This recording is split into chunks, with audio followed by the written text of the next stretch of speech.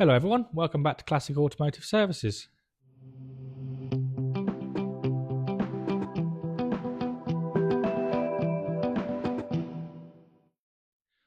Right, this week we've mainly been on the Oporto Red TR8, and as you can see the engine's now not in front of it.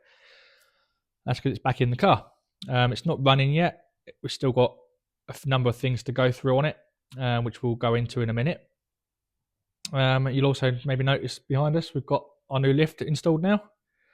So it's made that area a lot tidier, a lot nicer to be now. So as we mentioned a couple of weeks ago, we're sort of making a few changes in here, building an engine building room, a curtain side of spray booth. So that's sort of coming into progress now. When we'll do the next bit of it, I'm not quite sure yet. Hopefully over the next few weeks. I've got to talk to a couple of people who can do the stud wall and that for us and the mezzanine floor. So yeah, we've got that installed yesterday, and that's all up and running and functional. We've just got to finish off the plumbing in the main power feed for it. So at the moment we've linked the power feed to this one because it was getting late yesterday, just to get the lift tested and running. Then at the beginning of the week, we had a little Citroen 2CV van in, come over from France, and it was a non-runner. So I had to get that running. I got a little video of that running and a little walk round of it. So that's quite a nice, quirky little thing. Had quite a nice patina on it. It's quite a solid vehicle as well, which was good, as they're usually rotten and hanging and beaten up, but that one was quite actually straightforward to put back on the road when the owner wants to. Whether he'll be doing that or we'll be doing it, I don't know. But yeah, we got that sorted. We didn't even take it off the trailer, so it arrived. It was a few minutes job just to go over it, sort of a couple of issues out, and just to get it to run, so you can then carry on with it. And then we've got a little video of this before the engine went in as well. So we'll put them in now, and then we'll go on to the TR8. Right, here's an unusual one. We've got this little 2CV van. So it came in because it wasn't running. As you can see now, it is running. Carburetor's about knackered, and it's got a lot of electrics been played around with, but managed to do a little bit of working out to get it to got a spark and to run. So it's actually a very solid little wagon. It's not beaten up like they usually are. It's just got a fairly nice patina on them, which is what people like with these things. So it's still got its original cafe logo on the side of it because it's come over from France. So it's still on the trailer, and it's now going. Well, the owner's going to come pick it up in a little while and take it back with him. So we'll have a little walk around with it. So it's now running like a little sewing machine, although the carburetor is still knackered. So it's quite a quirky looking little thing. It really is. So not my cup of tea, not at all. Here's the insides. Here's the engine. So yeah, something different.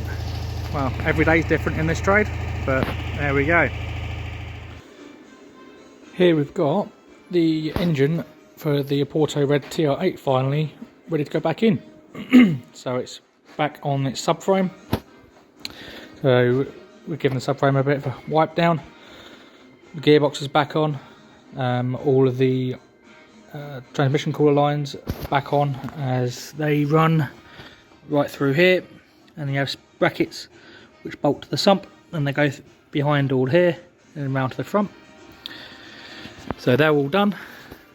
Everything is on it, ready to go back in.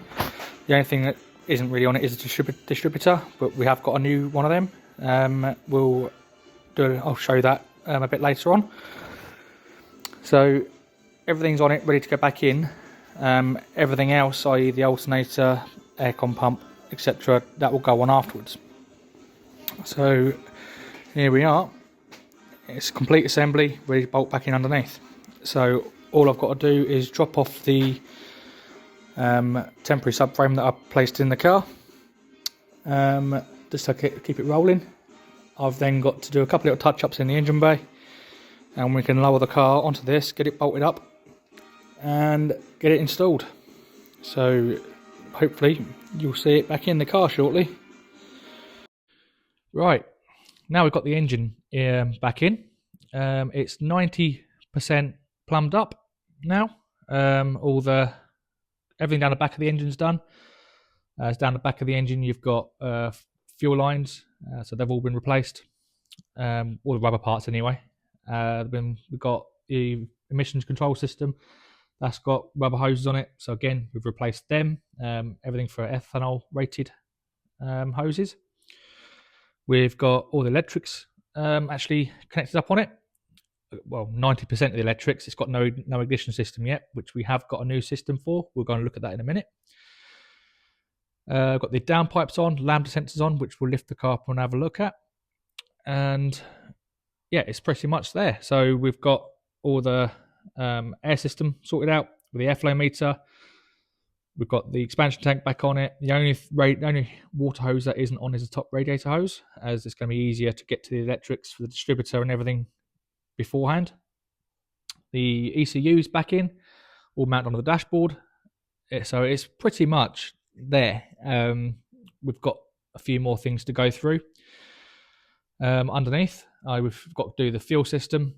We've got to go through the fuel pumps and the filter, make sure they're working, change the filter, drain the tank, and possibly flush some clean fuel through it just to make sure there's no debris in there. Get the rest of the fuel system up and running, and once we've got the ignition system on it, it should be fairly close to see if it will actually run. So there's obviously a few other odds and ends to do, but it's not far off running. We haven't got the aircon pump on there yet. I've got to mount that, put all the belts on and the tensioner system on, so there's still a little way to go. But what we'll do is I'll quickly look at the ignition system I've got for it. So we've bought a complete brand new ignition system kit for it. So it's just going to be far more reliable than the original TR8 system. The TR8 systems, they're okay, but they are prone for failing, especially when they get to this old. So we've got a nice new high output Viper coil. We've got a nice new set of silicon HT leads.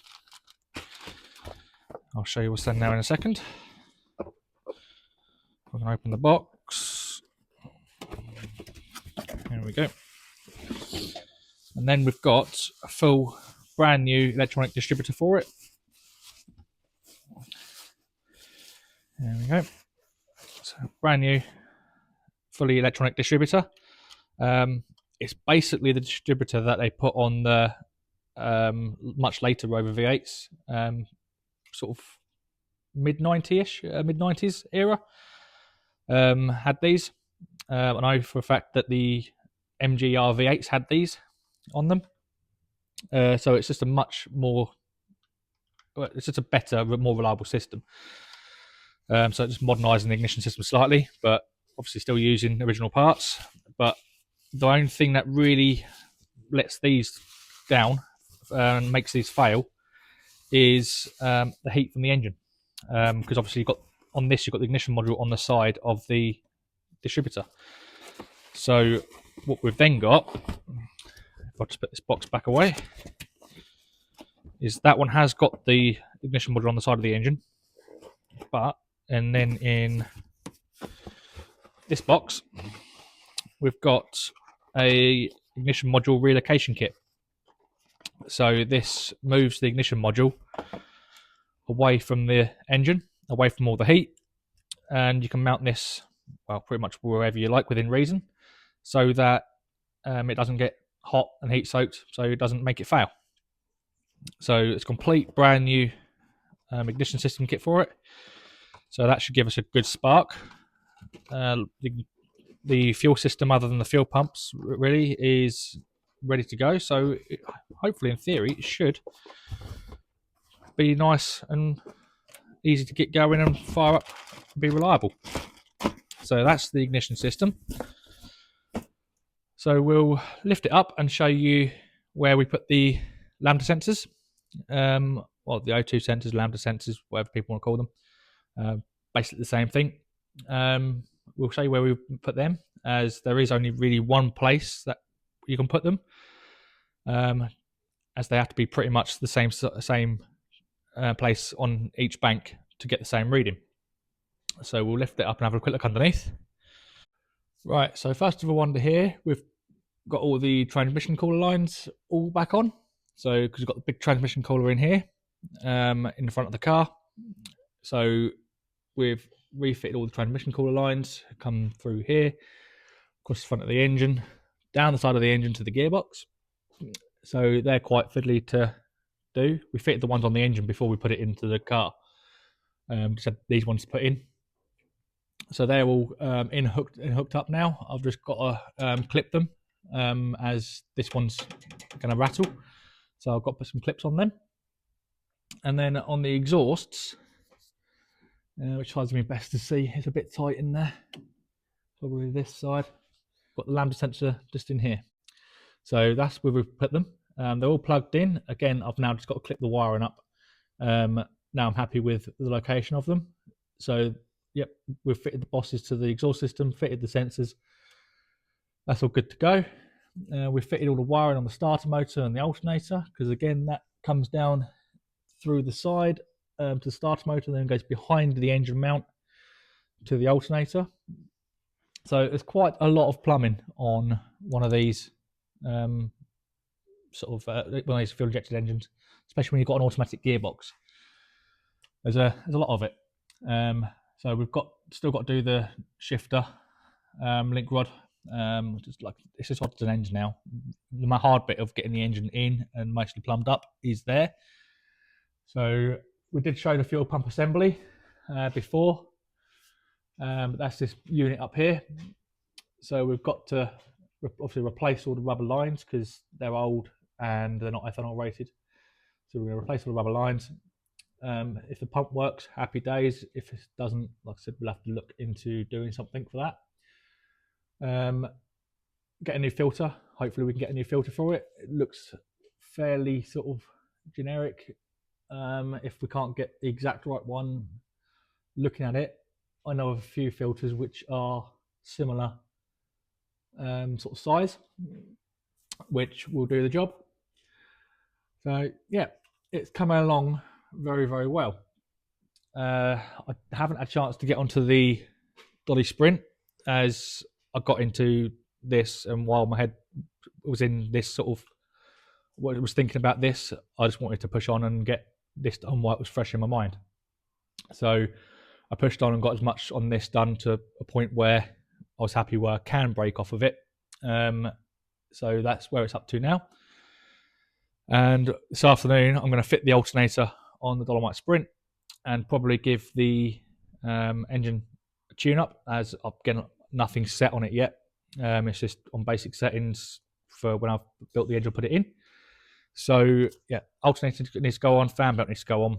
I can then set the engine up and set the carbs, ignition timing, then carbs, and get that running so it's absolutely 100%. And that just leaves the clutch and the brakes to blade off, and that's then pretty much drivable. Just a little bit of assembly work, and it's pretty much roadworthy. So then obviously the customer's going to decide how far he goes with the bodywork, what he wants to do with it, and when he wants to do it. So that's that one. So that's nearly there. We have got another new arrival, which I think we'll show it next week, but I'll tell you what it is. It's actually a Mark 1 Triumph 2500 PI. It's sat just over there. It's in Carmen red with white doors, unfortunately, because the doors have already been changed. And that's a full project. It's not been run for many years, so it's going to be a right pain in the arse being a PI. And the plan with that one, I think, is to be part of the owner's wedding car fleet. So it earns him a living. So that's going to be a nice build, and yeah, I think we'll show that one next week. maybe I've got quite a lot of bitty jobs to do next week. But maybe have this somewhere close to running, if not priming it next week. Because next week I've got to do repair on some of the farm equipment for the guys here. I've got a white TR7 which is outside to remove some parts off of, as it's not worth putting back on the road. So it's just beyond repair really. So, but it's got a few parts on it that we want, so we're going to remove them, and hopefully got someone else interested in the rest of it to do whatever they're going to do with it. So I've got to sort that out. What else have I got to do next week? Possibly have a stag in to remove the engine, which has got to go into another stag. The stag that has having the engine removed it's just a rotten wreck of a car, but it's got a good engine in there. So, and another customer has got a stag which has got a knackered engine. So they've done a deal between them, and I've got the job of switching the engines over. So I hope maybe have that one in to pull the engine out. So yeah, like I said, I've got quite a lot of bitty stuff to do next week, which I'm not a fan of the bitty weeks, but it's part of the job. But other than that, I think that's all we have this week. Might get a little video of the Dolomite Sprint running when I've sorted that out. So other than that, please like and subscribe, and we'll see you next week. Right, alternator for Dolomite Sprint. So the owner picked this one up from a local parts supplier, supposedly for Dolomite Sprint, TR7, etc. And I've just offered it up into the engine bay, and it's the wrong hand, which I thought it was. I'll quickly show what I mean, if I can grab hold of it one-handed. So that has got to sit in there like that, and that ear sticking up should be facing down. Now, you see on forums all the time about alternators being left hand and right hand, blah blah blah, which one do they need? And on this type of alternator, so it's 45 ACR or whatever they call them, I can't remember, there's a few different ones. You get 35, 40 and a 45, 55, 60, that all refers to amp hour, and they're ACR style alternators. So they're very easy to change from left to right hand, and I'm going to show you how to do it. So it doesn't really matter if you say, for example, you can't get a left hand one, you can get a right handed one, you can do this little trick. So I've removed the rear cover, and I've already slackened off the fixings in the back. So I've put it on its end quickly. You've got 3 fixings, 1, 2, 3, undo them. So like I said, I've already slackened them off, and then all we've got to do is separate the casing just slightly, rotate it so that ear lines up with that ear, and that will change the hand of it. It's that simple. So especially on these newer ones where none of these are threaded. So if they are threaded, well, it's not an issue. You can always run a drill through it, take the threads out. So that way, I'm trying to do this one-handed. So that way, you can just use a nut and bolt instead of having a bolt pull up on the aluminium. So, because 9 out of 10 on the older ones, the threads are gone anyway. So we're just going to do these.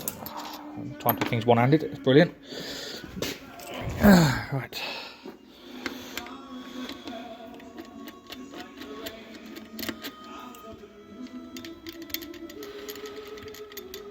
Right. Now I'm going to need both hands.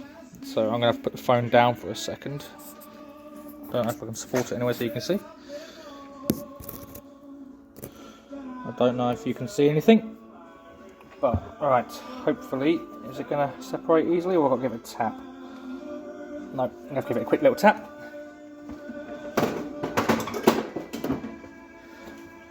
So if I have to give it a little tab. There we go, it moves. So then all I've got to do is rotate the front to there, like so.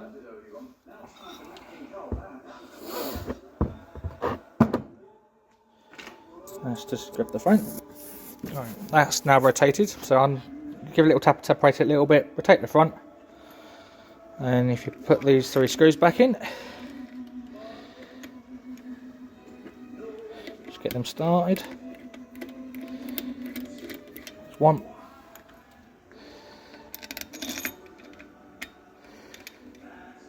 2, just get them started, because I'm going to put the bolt in and make sure it's aligned.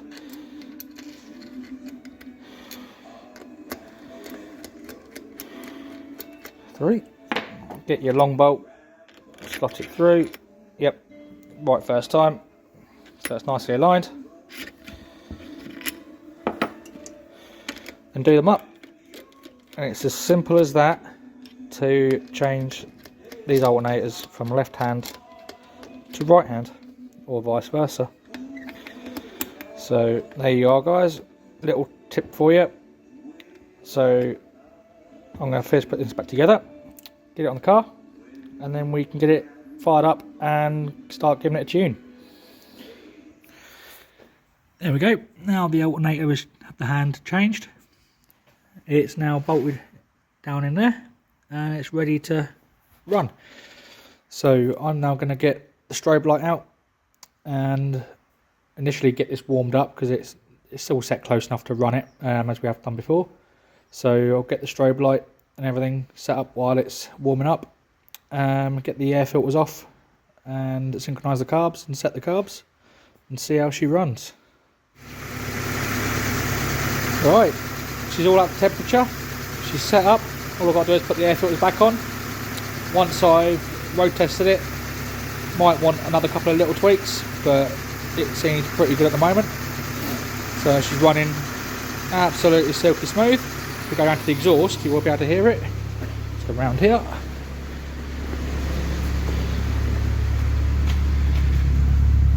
There we go, it's a nice smooth exhaust note. Absolutely lovely. So I have it idling just a little bit faster than standard, as it's got a sporty cam in it. If I slow it down to less than 1,000, it's a little bit rock and rolly. I'd rather have it like sort of 900 to 1,000 RPM and have it so it's smoother. But she's all set up.